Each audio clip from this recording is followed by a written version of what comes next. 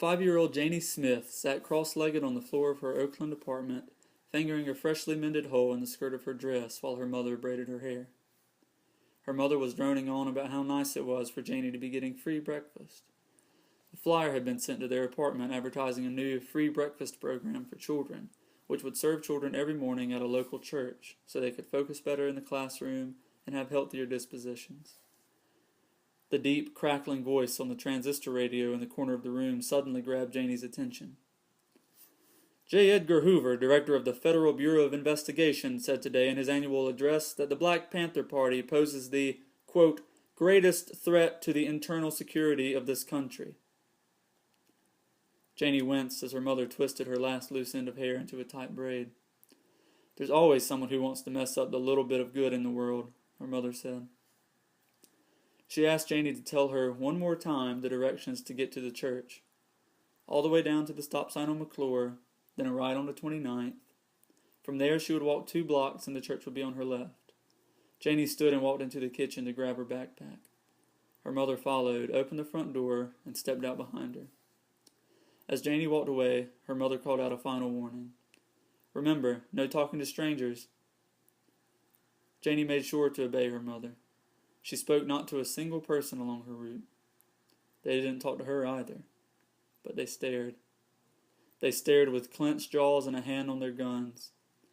Janie glanced up every few moments, just long enough for her to make sure they were keeping their distance, but snatching her eyes away before they could notice. Her mother had told her what they might do to a girl like her. There was a revolution at hand, and in times of revolution, there would always be violence. From the radio she had heard of the militants walking the streets, men in black suits and berets calling themselves Black Panthers, men with big guns, assault rifles slung across their shoulders, knives on their belts, fire in their eyes. She had heard all about them on the radio in the evenings, before her mother would storm into the room telling her to cut that junk off. It's them versus us, her mother would say, and you don't need to sit around listening to them. Janie's heart leapt into her throat as she took the left onto 29th Street. She could see them up ahead of her, not far from her destination. Those scary men in uniforms and funny hats, lining the sidewalk on each side.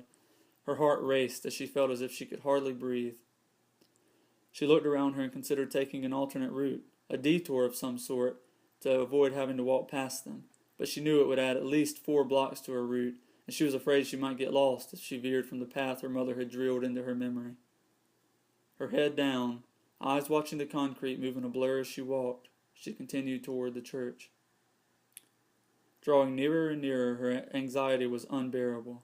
She looked to her right into the windows of businesses as she passed them, and she saw people in their daily routines. Secretaries answering phones, people sitting in waiting rooms, barbers cutting hair, and the men in the chairs laughing. When she turned her eyes back up the street, she was only 20 feet from the gauntlet of uniforms. She wiped her palms on her dress, having just realized how much they were sweating. They stood before her with chest puffed outward and feet set a little wider than shoulder width, as if they might spring into action at any moment. She wanted to close her eyes as her feet guided her between them, but she kept them fixed straight ahead. They towered over her like the city's skyscrapers.